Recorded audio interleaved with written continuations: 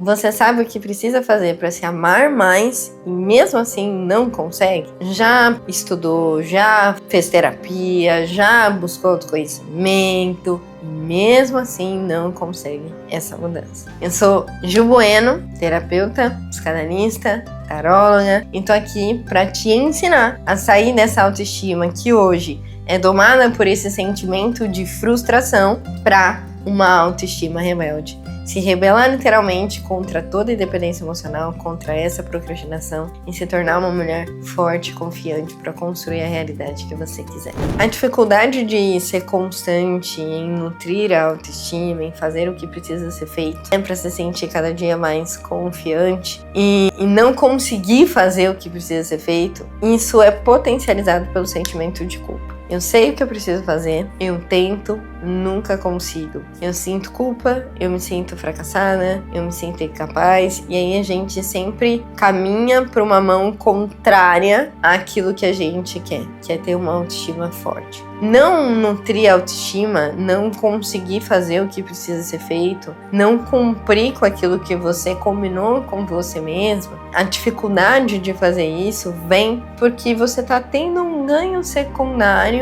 em não fazer o que precisa ser feito. A base da mudança, de você conseguir quebrar este padrão de se deixar para depois, é entender o que você está ganhando em se deixar para depois. Eu vou te dar um exemplo. Sabe aquelas pessoas que estão sempre doentes? Que tá internado, ou tá com dor aqui, tá com dor colar, às vezes coisas sérias, às vezes coisas pequenas. Essas pessoas, elas podem, não é uma regra, mas existe a possibilidade sim de ficar doente para chamar atenção e ser amado. Ou seja, existe um ganho secundário. A pessoa quer a doença faz bem, a doença é boa? Não. Mas o que eu ganho quando eu estou adoecendo? Atenção, carinho, cuidado. A mesma coisa acontece quando você tem a dificuldade de nutrir a sua autoestima. Se você não se sente uma mulher forte e competente, você, por exemplo, pode estar ganhando a atenção e a validação das pessoas. Porque se você é insegura, você precisa de alguém que fale, vai lá, você consegue. Você precisa de alguém que decida por você. Você precisa de alguém que assuma responsabilidades por você. E isso é um ganho secundário, porque você não precisa se preocupar com os resultados, você não precisa se preocupar em tomar decisões importantes, e aí você não nutre a sua autoestima,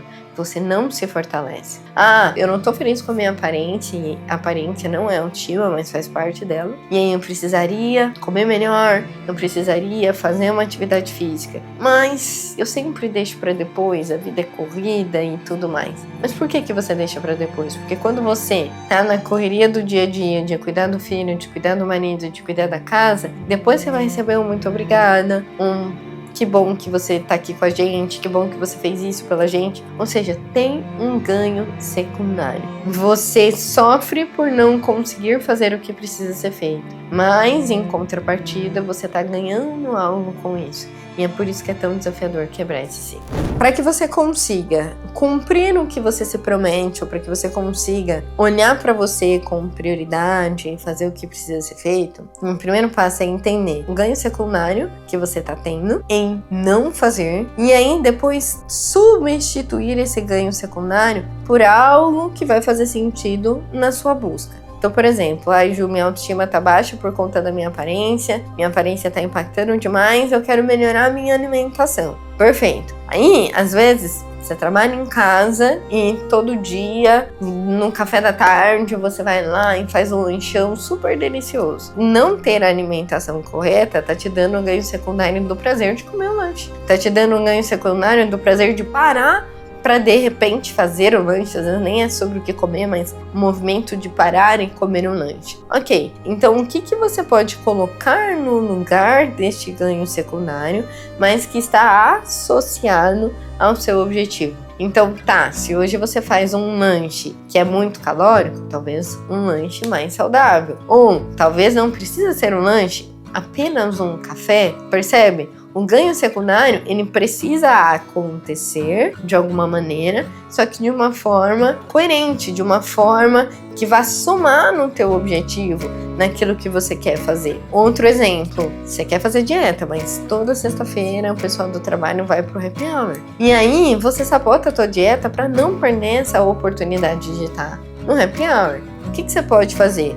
Para continuar tendo ganho do momento, da experiência com a galera e tudo mais, a sua refeição no dia da semana pode ser no happy hour. E aí você não precisa sabotar todas as outras refeições para poder ir pro happy hour. Não, você come bem, faz o que tem que ser feito e ainda vai no happy hour, percebe? Um ganho secundário não se perde, ele só entra na estratégia. Você não vai conseguir mudar o teu comportamento se você antes não conseguir mudar a emoção diante do comportamento. Hoje, o não fazer te dá o ganho secundário que gera satisfação. E o fazer, não.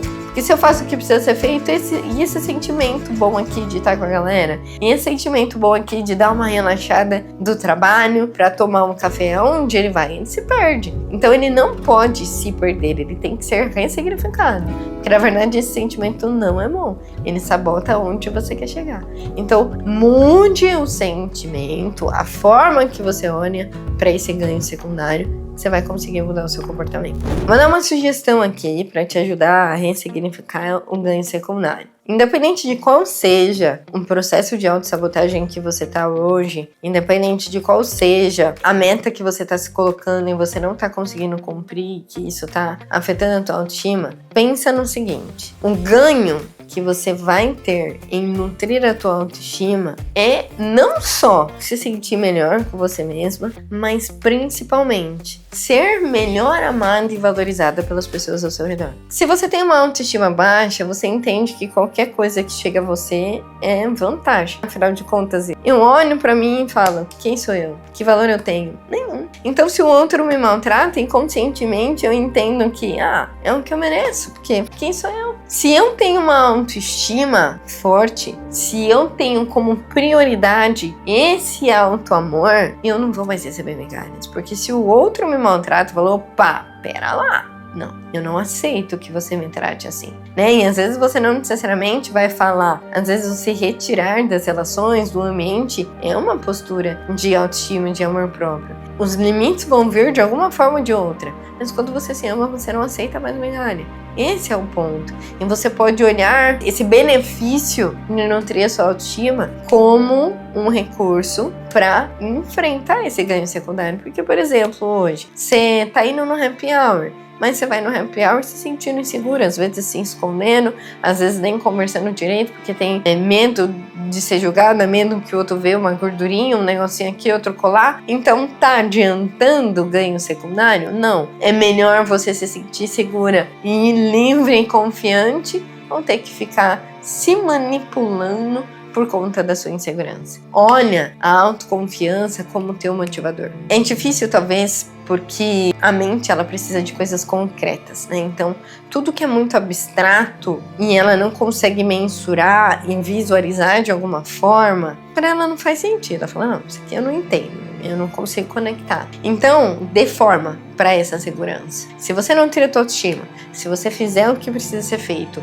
como que isso visualmente se materializa para você? Você pode se imaginar com a roupa que você quer vestir, você pode se imaginar com o namorado dos sonhos que você quer ter, você pode se imaginar com a família que você almeja. Dê uma imagem para tua autoestima fortalecida. Nessa imagem você vai ver o quanto vai ser mais fácil de você fazer o que você se prometeu que queria fazer, de você cumprir com aquilo que você disse que faria. E para te ajudar a criar essa imagem, segue esse passo a passo. Primeiro, reconheça um padrão químico e emocional, ou melhor, comportamental. Então, o que você tem feito, como você tem sabotado os seus objetivos, o que você diz que vai fazer e como você deixa de fazer. Então, por exemplo, eu digo que vou melhorar a minha alimentação, mas todo dia eu como um chocolatinho depois do almoço. Ou eu digo que vou fazer marmita no final de semana, mas todo final de semana eu loto a minha agenda e não consigo fazer as marmitas. Entenda este padrão comportamental e químico. E quando eu digo químico é a qual emoção você tá viciada. Ou seja, quando você diz que vai fazer e não faz, qual é o sentimento que você tem? Eu fico triste, eu fico frustrada. Ok. Isso indica um vício químico. Por quê? A descarga emocional que esse sentimento gera já se tornou um vício do teu corpo. É uma descarga química. É para além só de emoção e sentimento. O corpo se vicia nas sensações que esse sentimento gera. Então, se você não tiver essa sensação, o corpo vai sentir falta da química e ele vai fazer você se sabotar. Então, entender essa emoção, consequentemente, a esse vício, a essa descarga química é importante para você poder substituir de forma consciente. Esse processo de substituição, ele vai demandar uma dedicação tua. Por quê? Como é automático hoje gostar de sentir a tristeza por essa descarga química que acontece no teu corpo, você vai ter que enfrentar essa tristeza e negar ela e realmente não aceitar ela. E daqui a pouco eu já vou te explicar como que você vai fazer isso. O passo 2 é acolher a tua criança interior ferida. Quando você começa a acolher a tua criança interior ferida, você naturalmente começa a fazer essa substituição da emoção que mais te vicia e essa descarga química também muda.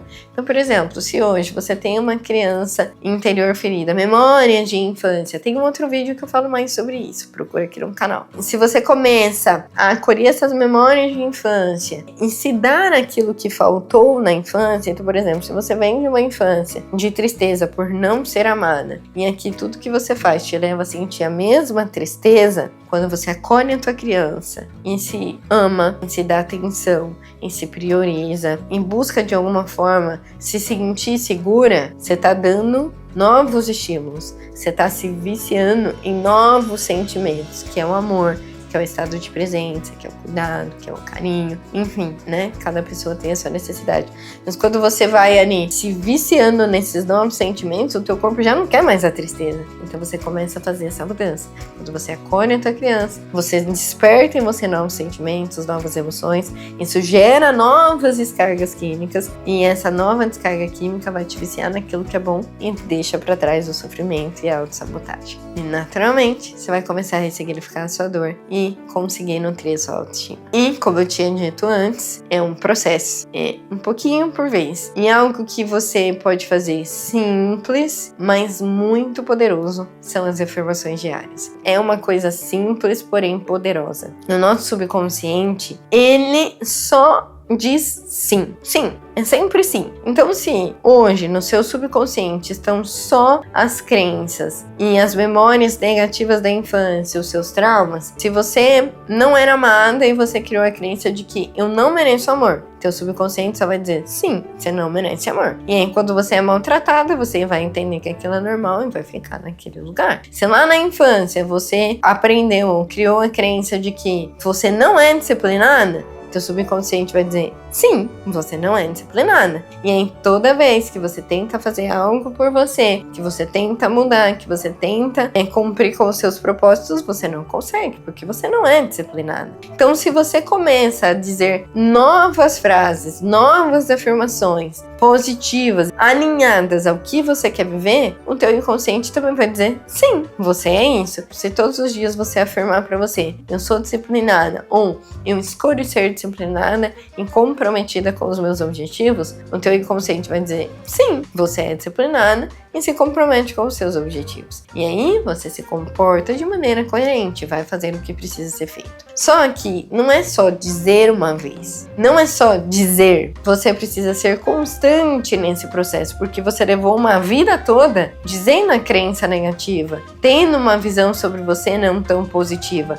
Não é dizer uma vez ou do dia pra noite que a nova afirmação positiva vai ser aceita pelo teu inconsciente. É preciso resiliência e constância, associada a todas as outras ações que eu já trouxe aqui. Mas a afirmação associada a tudo isso é muito potente. Então diga diariamente uma afirmação que te fortaleça, que esteja alinhada ao que você quer sentir, aquilo que você está buscando. E além de dizer, sente, internaliza, então traz emoção. Se imagine na sua versão que realmente é essa afirmação, que realmente é poderosa, que realmente se ama, que realmente tem uma autoestima forte e traz esse sentimento a cada vez que você diz essa afirmação. E aí é como se você estivesse plantando uma sementinha no terreno do inconsciente. Daqui a pouco, essa sementinha pega, ela começa a brotar e aí o teu jardim vai florescer de uma forma diferente.